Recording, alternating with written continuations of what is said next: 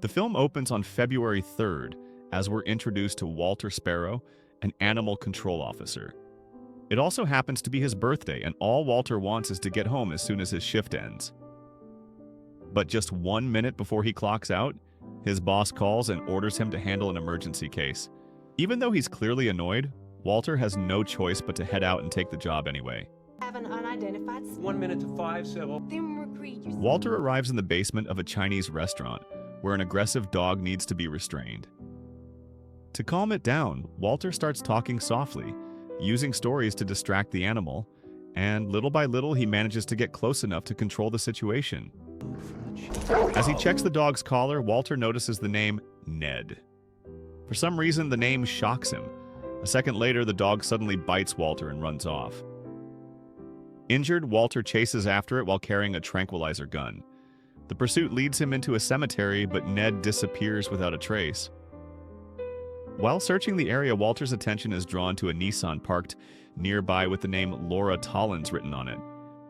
Meanwhile, Walter's wife, Agatha, waits for him at a bookstore while carrying a birthday cake.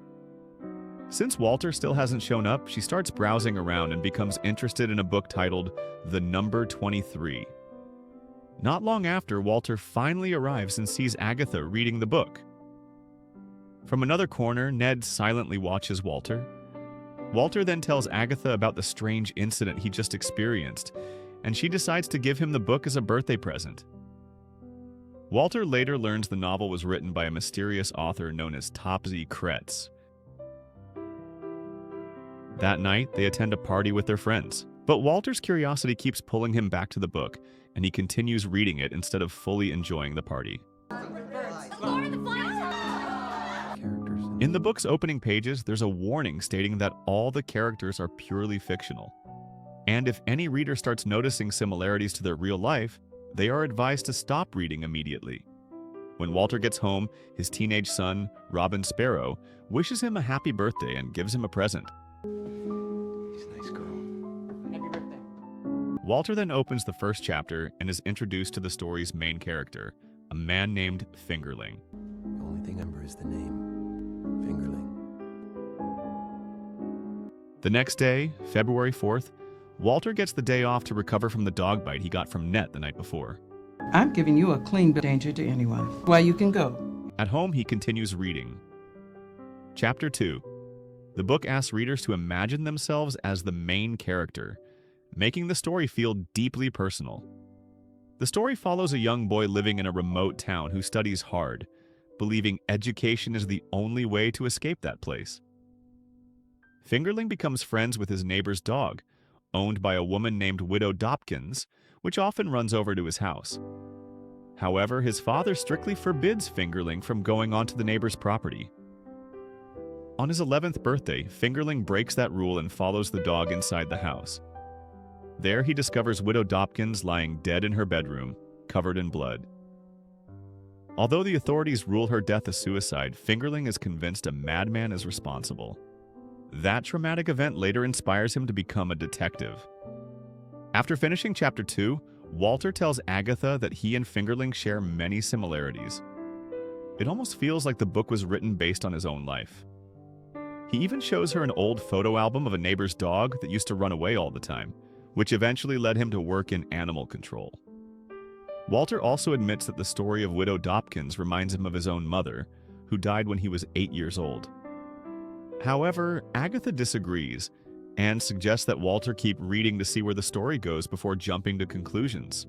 Walter continues, discovering that Fingerling eventually becomes a detective and later meets a woman named Fabrizia.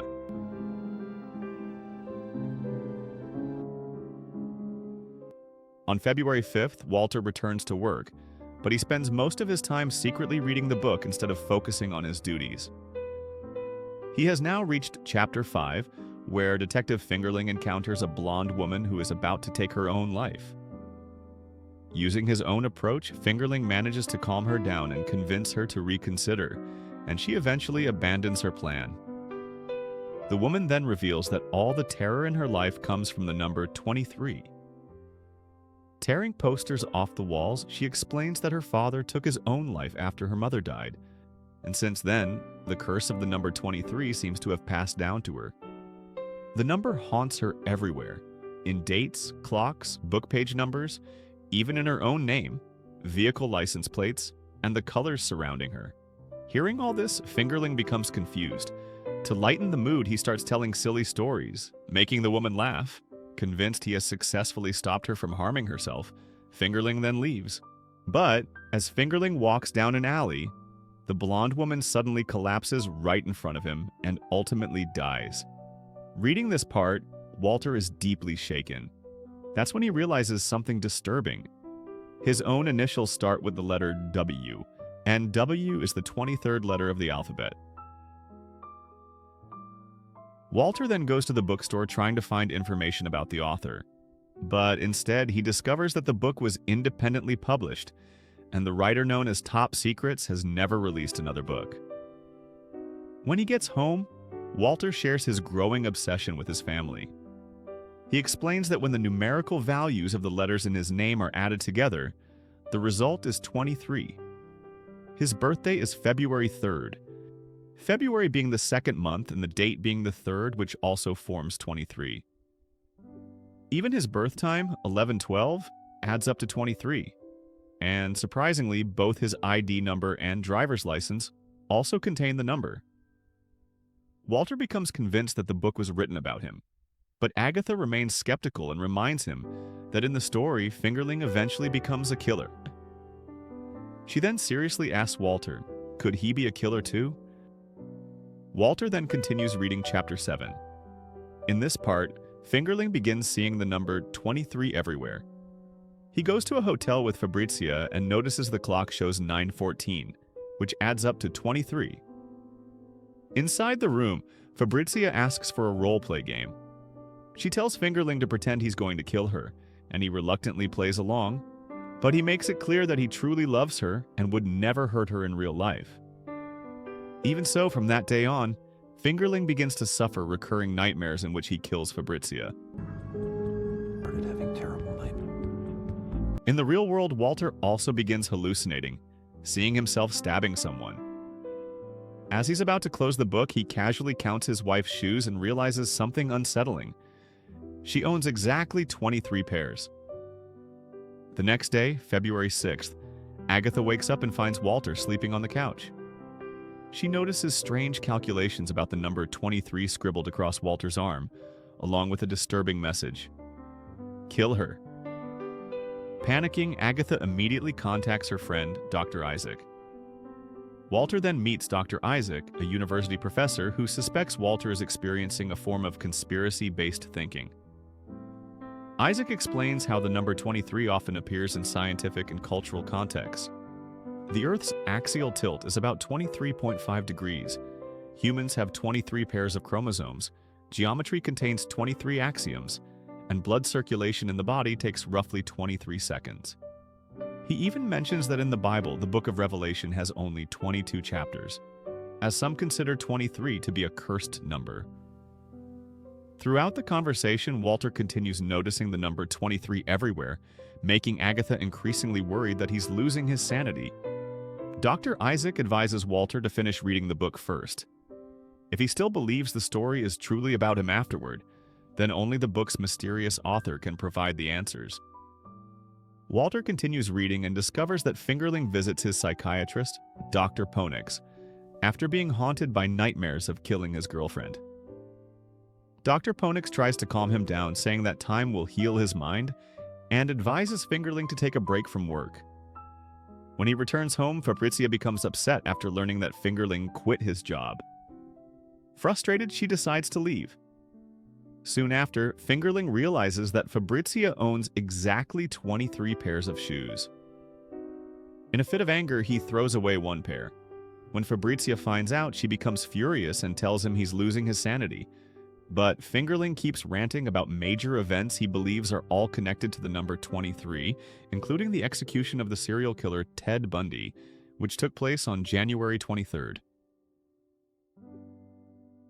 A few days later, Fingerling tells Dr. Ponix everything that's been happening.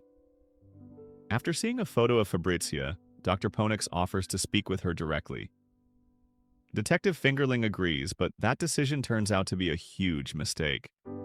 It doesn't take long before Dr. Ponix and Fabrizia begin having an affair. Reading this part, Walter is suddenly reminded of Dr. Isaac, and he becomes terrified the same thing might happen to his wife. Filled with anxiety, Walter rushes out to find her, while the number 23 seems to appear everywhere he looks. He eventually arrives at Agatha's store. The shop is already closed, but Walter is shocked to see Agatha inside, talking with Dr. Isaac. Meantime, Chapter 20. That night, Walter jolts awake from a nightmare at exactly 11 p.m.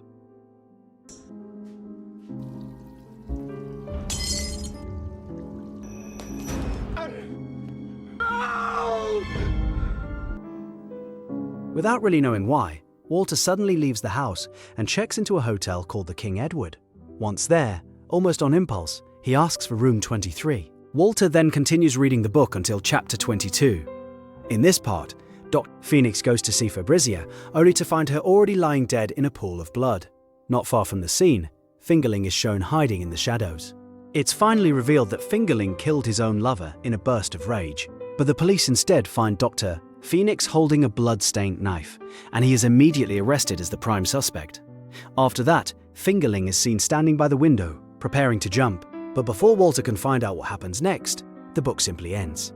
There is nothing written after chapter 22. Right then, Walter hears a dog barking outside. The dog turns out to be Net. Walter chases him once again, and just like before, Net leads him back to the cemetery. There, Walter sedates Net using a tranquilizer. As he looks at the dog's name tag, he realizes that if the letters in the name Net are added up numerically, the total also comes out to 23. Not long after, a priest arrives with a groundskeeper, and it turns out they are Net's owners. Walter explains that he only tranquilized the dog to calm him down. The priest then tells Walter that Net has a strange habit. He always guards a particular grave. When Walter looks at the headstone, he is shocked to see the name Laura Tollens, a young woman who supposedly died on her 23rd birthday. The priest then adds something even more unsettling. Laura's body was never found, meaning there was never any real proof that she actually died.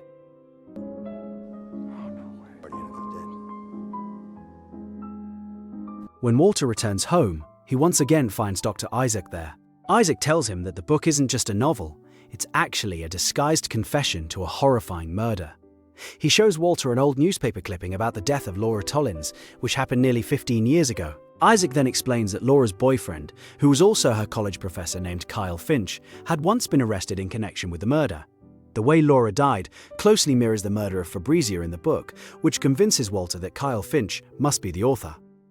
The next day, February 8th, Walter visits the prison to meet Kyle and question him about the number 23. He also asks whether Kyle wrote the book as a confession, under the pen name Top Secrets. However, Kyle firmly insists that he never killed Laura and that he's serving time for a crime he didn't commit. He even adds that if he had actually written the book, he wouldn't have used a ridiculous pen name like Top Secrets. After leaving the prison, Walter tells his family that he no longer believes Kyle is the killer. At that moment, Robin reveals that he once read the book and discovered the author's hidden P.O. box address written on a loose sheet of paper. The family then decides to send 23 packages filled with foam to that address, hoping to force the mysterious author to respond. On February 9th, they wait at the package pickup office to see who will claim the deliveries. Not long after, an elderly man wearing a hat shows up, and they assume he must be the mysterious author. When the man opens one of the packages, Walter immediately confronts him about the book. The old man looks shocked upon seeing Walter and says that Walter was supposed to be dead. He suddenly attacks Walter before trying to flee. Walter manages to chase him down and demands to know the meaning of the number 23. The man simply replies that Walter already knows the answer. Then, without warning, he slashes his own throat, sending everyone into panic. Agatha immediately rushes to help him and, in shock, tells Walter to leave with Robin right away. As the old man lies dying, he manages to give Agatha an address, and she also finds an ID card in his pocket. That night, Agatha calls Walter to tell him the man has died and that she couldn't find any useful information about him. It turns out Agatha is already at the address the man provided, which leads her to an abandoned psychiatric hospital. From there, she learns that the man's name was Dr. Leary, and he likely once worked at that facility. Agatha then enters the building and eventually finds Dr. Leary's old office. Meanwhile, at home, Walter realizes something terrifying. Every 23rd word on page 23 of the book forms a hidden message. The message reads, "Go to Casanova Park and dig beneath the stairway to heaven." Without hesitation, Walter takes Robin with him and heads there immediately. At the same time, Agatha enters a disturbing red-painted room inside the abandoned hospital. She's horrified to see the walls covered with the number 23, and on the floor sits a box labeled with Walter Sparrow's name. Suddenly, someone startles her from behind. Meanwhile at the park, Walter and Robin count 23 steps before starting to dig. Both of them panic when they uncover a human skull. They rush to the nearest payphone to call the police. But when the officers arrive, the skull has mysteriously disappeared, and Walter and Robin are instead accused of filing a false report. Not long after, Agatha arrives with Dr. Isaac to pick them up. On the way home, they notice Ned sitting calmly in the middle of the road, staring at them strangely. Walter angrily blames the dog for everything that's been happening. He even steers the car toward Ned, but ultimately can't bring himself to hit the animal. At that moment, Walter notices mud on Agatha's hands and suddenly realizes that she must have taken the bones. He immediately accuses his wife of being both the killer and the author of the book. He then searches Agatha's bag and finds a knife, which only strengthens his suspicion. Robin arrives and demands an explanation. Overwhelmed with emotion, Walter blurts out that his own mother is a murderer. Finally, Agatha admits that she and Isaac did take the bones, but insists they only did it to protect their family. Then, a shocking confession finally comes to light. The book wasn't written by Agatha at all. It was written by Walter himself. Agatha shows him the original manuscript she discovered in the psychiatric hospital, clearly bearing the name Walter Sparrow. But Walter refuses to believe it. Dr. Isaac steps into the argument, and Walter accuses both of them of orchestrating everything against him. Agatha then presents a saxophone, the same instrument played by Fingerling in the book. The sight of it triggers fragments of Walter's suppressed memories. Walter starts tearing through boxes of old belongings, uncovering objects that slowly piece together the truth he had buried in his mind. Unable to face the reality, Walter runs out of the house in panic, with his family chasing after him. Car, come on. Not long after, he returns to the King Edward Hotel, checking back into room 23. And it is there that his past finally comes back to haunt him. This is supposed to make me better, huh? Walter rips the wallpaper off the hotel room wall and is shocked to find chapter 23 written underneath.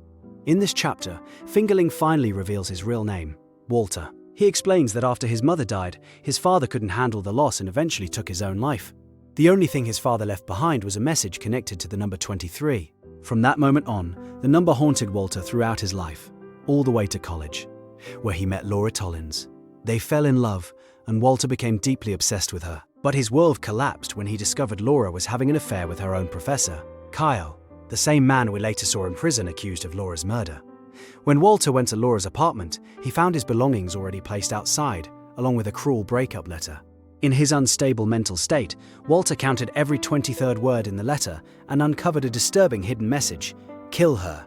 He then rushed to warn Laura, convinced that the curse of the number 23 was now coming for her. But Laura refused to believe Walter's claims. Instead, she mocked him while holding a knife, telling him she never loved him, and calling him weak and pathetic, just like his father. Laura's words instantly trigger Walter's emotions. Completely losing control, he stabs Laura repeatedly, killing her. Panicking afterward, Walter hides Laura's body in the park. Unbeknownst to him, Net witnesses everything. Not long after, Kyle arrives to see Laura and is shocked to find the room covered in blood. In his panic, he accidentally grabs the knife, leaving his fingerprints on it, and getting blood all over his hands. That fatal mistake is what ultimately leads to Kyle being convicted of Laura's murder. Meanwhile, Walter returns to the King Edward Hotel, rents room 23 again, and begins writing the number 23 as a twisted confession of his crime.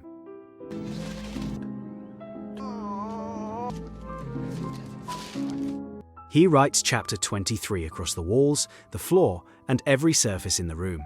Then, intending to end his life, Walter jumps from the balcony.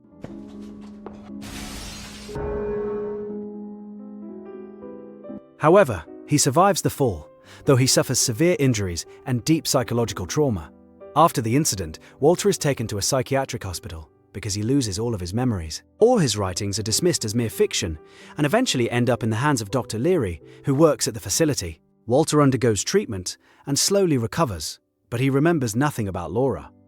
After leaving the institution, he meets Agatha, and the two eventually fall in love and build a family together. Meanwhile, Dr. Leary publishes the manuscript as a book, but in the process, he becomes obsessed with the number 23 himself and gradually loses his sanity. Back in the present, Walter finally remembers everything about his past while inside room 23 of the King Edward Hotel, just as Agatha arrives to find him. Overwhelmed with guilt, Walter breaks down, realizing he killed someone and allowed an innocent man to spend years in prison for his crime. Agatha tries to calm him, reminding him that despite his past, he has been a loving husband and a good father. Remember, your life started before what?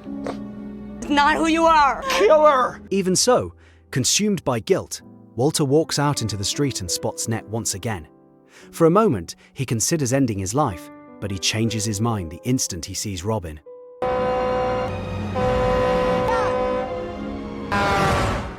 Walter realizes he doesn't want his son to suffer the same trauma he once experienced when his own father took his life. The family embraces, crying together, and Walter finally understands that 23 is just a number. Some time later, we see the burial ceremony for Laura Tollins's recovered remains. Ned is there, and so is Kyle, who has now been released from prison. It is revealed that Walter turned himself in and is now awaiting parole while serving his sentence. He remains optimistic that his confession will help reduce his punishment, but more importantly, he knows he has finally done the right thing. The film ends with Agatha and Robin visiting Walter in prison, while Walter quietly looks at the clock on the wall, its hands pointing exactly at the number 23, and with that the movie comes to an end. A very 23-style ending, you could say. In the end, the number 23 isn't really about mysterious numbers or strange coincidences appearing everywhere. The film is actually about guilt, childhood trauma, and how the human mind can slowly fall apart under the weight of its own obsession. The number 23 is only the trigger. The real danger comes when someone keeps searching for meaning until they completely lose control of themselves. Walter finally realizes that what he needs to confront isn't the number, but the guilt and emotional wounds from his past. And the moment he chooses to confess everything, that's when he truly feels free. Thanks for watching, and see you in the next video.